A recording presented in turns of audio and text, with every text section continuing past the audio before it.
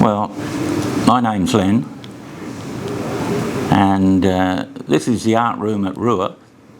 A lot of people here have a lived experience of homelessness. Some are currently homeless.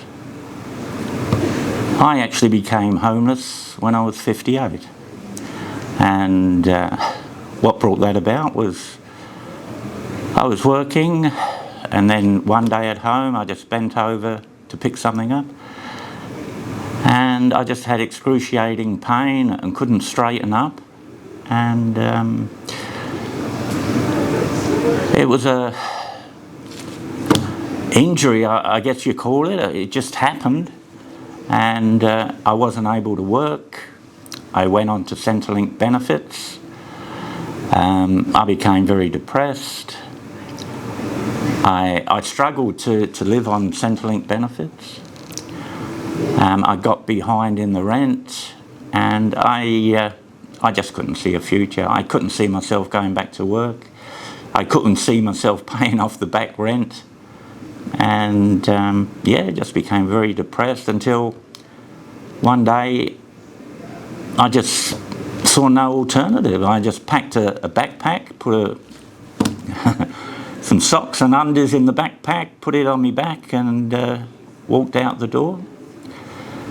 Locked the door. I was renting. I went to the real estate office, and I went in there and I spoke to the receptionist, and I said, look, I can't pay the back rent. I've come to return the keys. I said, I'm on the streets now, you know, and I gave her the keys. I said, you know, there's quite a bit of furniture there. You got my permission to sell the furniture, you know, and pay off the back rent. And yeah, I just walked away. I walked to the door, and as I was going out, she called me back. And you know, I thought for a moment, you know, that she was going to say to me, oh look, maybe we can work something out, maybe you can stay a bit longer. So I went back to the desk, and she said, oh, can you sign this form so we can access the bond money? And fair enough. I signed the form, and that was it. I walked out of the office, and I came back into town, and I just walked around. And I remember it was about 5 o'clock or so in the city. And I was just walking around, and suddenly I felt for my keys. I thought, I've lost my keys. And then I don't have any keys. You know, it's like reality bites. You know, for the first time in my life, I've got no keys. And yeah. So yeah, everyone seemed to be going somewhere. Everyone was going home, catching buses. Everyone was rushing everywhere. I had nowhere to rush to. So I had to start thinking, right now, where are you going to sleep tonight? So when it got dark, I headed out of the city. I just started walking and walked out to Highgate. And there was a row of houses there. And the houses had been converted to businesses. And I thought, well, you know, there'd be 9 to 5. There won't be anyone in these houses, you know. I wasn't going to go in the houses. I just wanted to, you know, find a place out the front, you know. So there was a house there with a little wall, and I just went behind the wall, and there was a cement floor, and I just laid on the ground on the cement, used my backpack as a pillow. I didn't have any sleeping bag. I didn't have any blankets. I was totally unprepared. And I just laid on the ground behind this little wall and tried to sleep, you know. You don't sleep, I mean, it was cold. You know, you drift in and out of consciousness, you know. And I think about 3 o'clock in the morning, you know, I heard some people yelling and screaming and coming down the road, and they were kicking over rubbish bins and whatever, and I'd felt really vulnerable.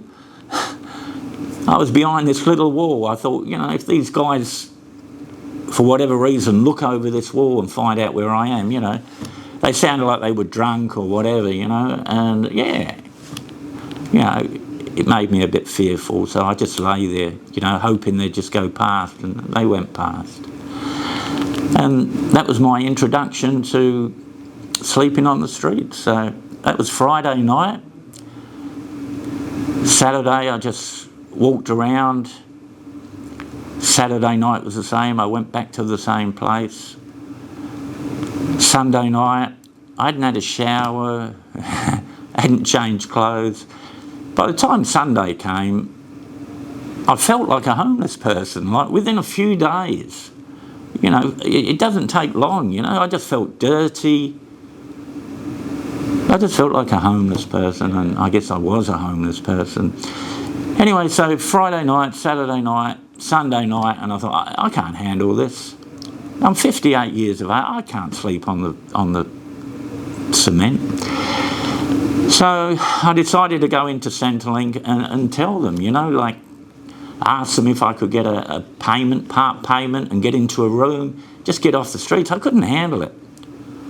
And I went into Centrelink at Victoria Park, and I got to see somebody, and I explained I'd given up my unit, I'd got behind in the rent, and, you know, I'd been sleeping rough for a few nights, and I just couldn't handle it. I said, you know, can I get a part payment, or is there any help? You know, can I see the social worker? And she didn't seem to think that, you know, I warranted a social worker, but she said, look, I'll go over and ask him. So they have social workers, or a social worker in Centrelink offices. She went over, she went in the office, and I sort of watched. And there was a guy in there, and he was very well dressed. He was in a suit, you know, not a hair out of place. And she spoke to him, and she came out again. And when she came out, I just watched him, and he just looked himself in the mirror and was just tidying his hair. Anyway, she came back to me, and she said, look, the social worker can't see you, but here's a list of places that can give you assistance. You can get some free food here, and there are drop-in centres where you can get a shower, and there are social workers there, and you can talk to them. And that was it. She gave me the form, and I left with the form. I had a look at it, and it stated a place on Beaufort Street that was a drop-in centre where you could get a shower. And after 3 days, 4 days now, not having a shower, feeling so dirty, I brought some spare socks, you know, and underwear, but that was about it. I really wanted a shower, you know, so I walked down to where this place was, this drop-in centre, and I stood across the road. And it was just an old shop that had been converted into a drop-in centre. And I stood across the road just watching. I was apprehensive about going in there, you know. And I saw people, they were walking up there, they were loud, they were yelling, and, you know, a lot of tattoos and teeth missing, and I saw them go in, and I couldn't walk in there. It was just so totally different to what I've been used to. Again, I was fearful of going in there. I thought, you know, no, this is, and I walked away. As bad as I was feeling, I walked away. I spent another night on the streets, Monday night. And by the time Tuesday came, I would have walked through the gates of hell. I went there, and I walked in, and there were a lot of people sitting around drinking coffee and quite noisy. But no one bothered about me, you know. They didn't all look at me and pick on me, you know, or anything. They just drinking their coffee. And I went up to the desk, and, you know, they said I could have a shower there. They gave me some soap and a towel and some shampoo. And I went on a waiting list, you know, a couple of people come out. I went in there, and there was a shower and transformation. You know, a simple thing like having a shower, washing your hair, feeling clean. I had to put the same clothes on, but I just felt, I felt good again. Having a shower, brushing my teeth, and I came out of there, and they said, "Oh look, there's a washing machine there if you want to wash your clothes." And I said, well, "Look, these are the only clothes I got." So they found some other clothes for me, a shirt and a pair of trousers or shorts or something. And I washed my clothes, and there was a dryer there, so I washed them, dried them, put clean clothes on, had a shower. I was feeling pretty good. And then they said, "Right, it's 12 o'clock, meal down the square," which was about 5 minutes away on Beaufort Street. So the whole place emptied. Everyone went down there, so I just followed the other people, and we walked down to the park, and everyone started lining up. There was nothing there to line up for, but they obviously knew that a van was coming. So we lined up, and I just lined up with everyone else, and a van came, and they served a hot meal. Boy, so I was feeling pretty good. So I'd had a shower, had clean clothes on, had a meal, and they said, "You can go back for seconds if you want." And I think I did go back for seconds. And so that was it. And so I guess that first day showed me that you can live on the streets. They showed me that you can eat, you can shower, you can store your luggage if you've got any. And there was no one that was able to get me into accommodation, but they showed me that you can live on the streets. I guess it's... Look, I didn't have a lot of options. I'd been in relationships before, I'd been in marriages before, estranged from my children. I was now a single man, and, I was working, spending my money, I wasn't unhappy. I mean, if people want to travel overseas, whatever, or they want to go on holidays, or, have material things, I've never been that sort of person, Even when I've had those things, it doesn't mean a lot to me, So I was just living my life. What I didn't realise was that it was dependent on me being healthy and being able to work. I was one step away from homelessness, but I didn't realise it, I just assumed that I would always be healthy, always be able to work until I was 65, and then I'd go on a pension, whatever. So that's how I can explain it, I mean, I'm not one who wants to travel all the time now. Like I did that when I was younger. I was happy with my life, working and, socialising, spending my money, and, I was 58. But that one thing, you're only one step away from homelessness. Homelessness can happen to anybody. You think you're in control of things, but it just takes an illness, something to throw you out of kilter. If you can't work and you go on benefits, the benefits that I got, I was quite shocked because it just barely paid the rent I was paying.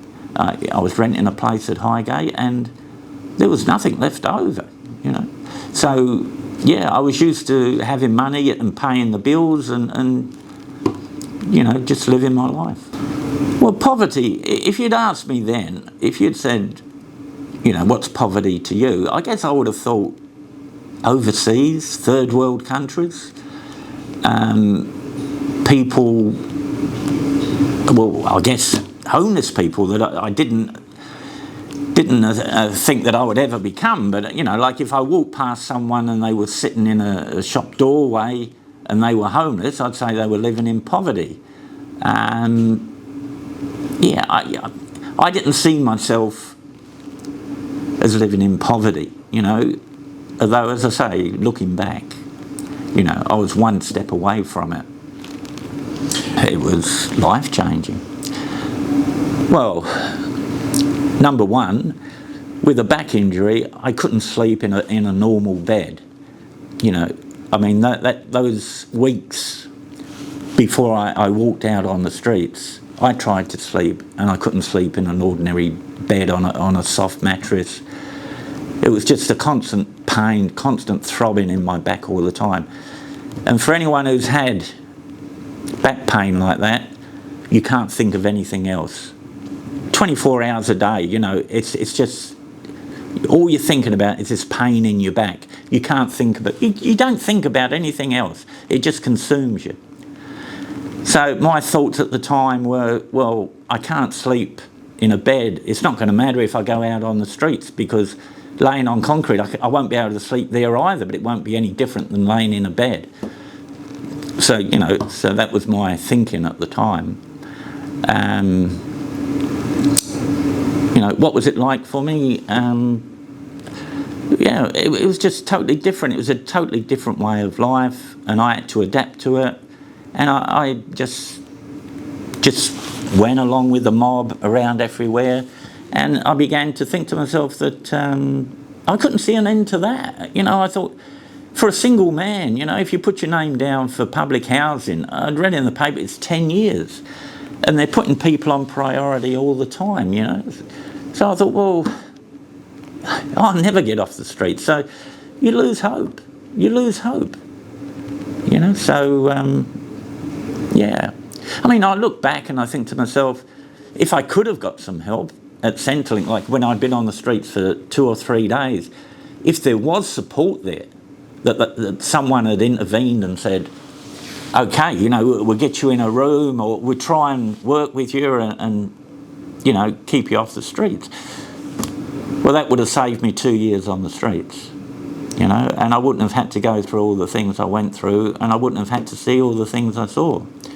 But, yeah, after 2 years, I did get a place. I came off the streets when I was 60. I was offered public housing. And I took it. And, you know, it was a reasonable rent. It was rent that I could afford. And because my health had deteriorated so much, I was really run down. You know, like when you don't sleep properly. I never ever slept properly when I was on the streets. And I was really run down. You know, I could walk about 10, 15 yards, and then I had to sit down to take the pressure off my spine, and then I could get up again. I had to sit down for a minute. That's all it took, and it took the pressure off for a little while.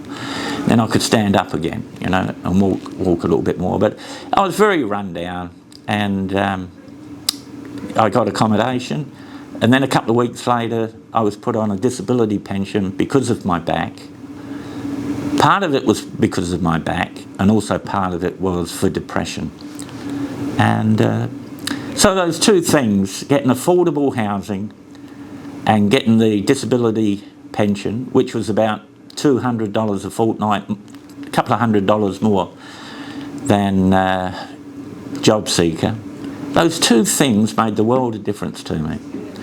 And look, I'm happy to say I've been at the same accommodation now for 14 years, and I was able to get on with my life. Yeah, I found it hard to make friends. Most people make friends through their workplace or through socialising. Well, I wasn't able to work, and I didn't have the money to socialise, and I'm not a big socialiser anyway. But so I started going back to the people I knew, you know, the people on the streets. I started going back to the drop-in centres, just to go in there and have a cup of coffee and just talk to other people, you know, just to socialise. I mean, part of the problem is that, you know, when people come off the streets, you know, they don't know anybody. They've got no life, you know, and just sitting in a room or sitting in a unit and not talking to anybody, you know, sometimes they leave and they go back to the streets, you know. When I injured my back, I couldn't work. I went on Centrelink, yeah, on job seeker. What may surprise some people is that even if you're homeless and you're on job seeker, you have to look for work and you have to fill in your forms, and you have to look for work and put down where you apply for work. And so I had to, even though I was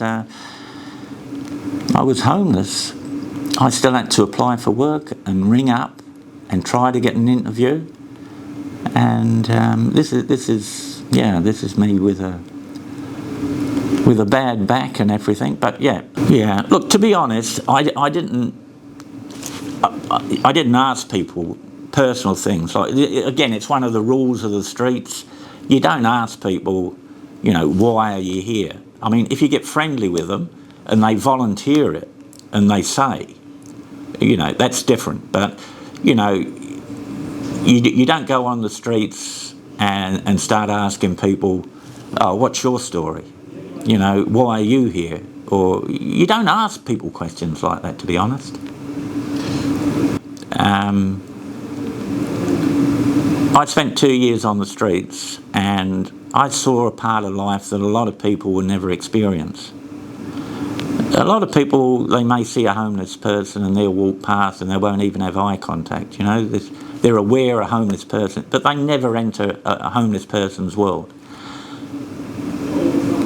I try to put a positive spin on it and say, okay, well, that's 2 years, where, you've experienced something for 2 years that most people don't normally see. The person I am today, money means nothing to me.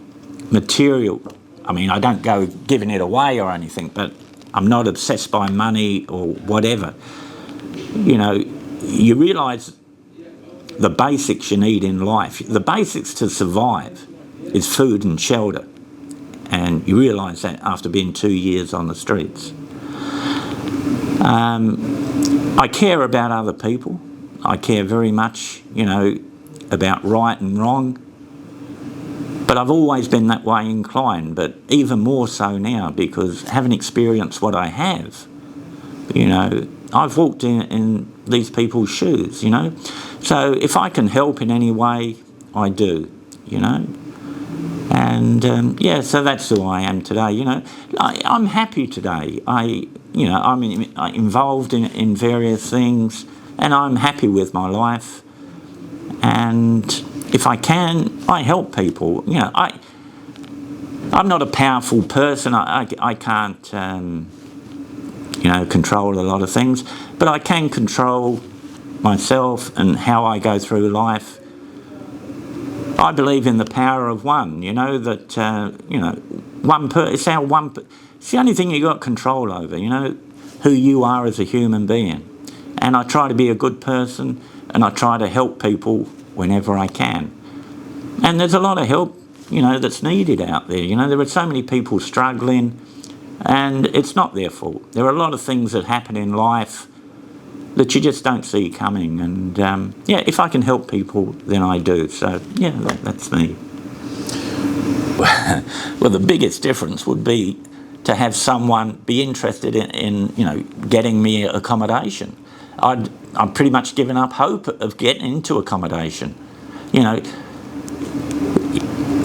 When you become homeless, it's very traumatic. You're losing your home. Like for me,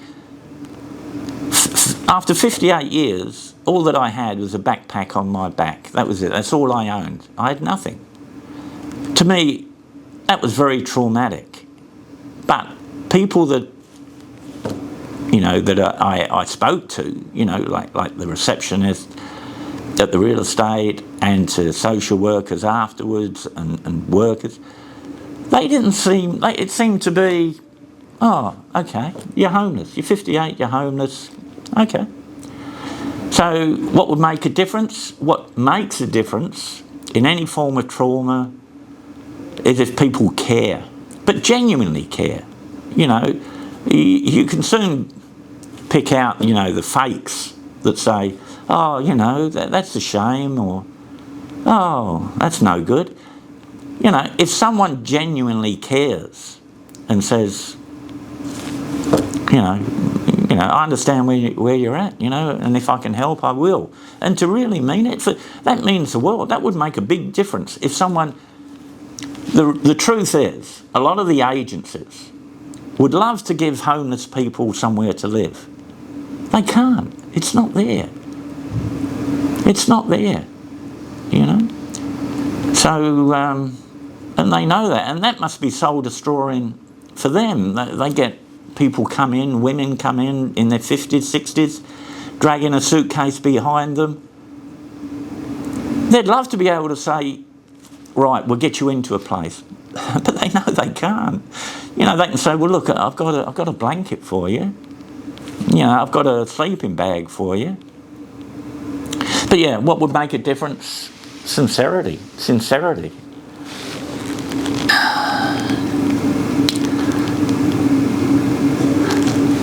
Look, I'll make it simple. A lot of people seem to think that homeless people bring it on themselves. Well, homeless people, it's not their fault. It's not, you know, you can just say, oh, well, you know, they're probably, you know, an alcoholic and brought it on themselves. They take drugs, they brought it on themselves, they're whatever. You know, it's mostly things that are beyond their control. It can be illness, it can be mental illness, it can be physical illness. It can be a marriage breakup. You know, it all takes its toll. And there are times in your life when you're strong and you're confident, and there are times in your life when you're weak and you're full of self-doubt, and you can feel completely alone and you can make bad choices. But, you know, with a bit of help, you know, homeless people can kick on themselves, you know, at a critical time in their life. Give them some assistance, get them on an even keel, and homeless people will do all right, you know. The word is homeless. It's not hopeless. They're not hopeless. Homeless people have had lives before. They've been very capable, and just a bit of help at a critical time, they'll do the rest.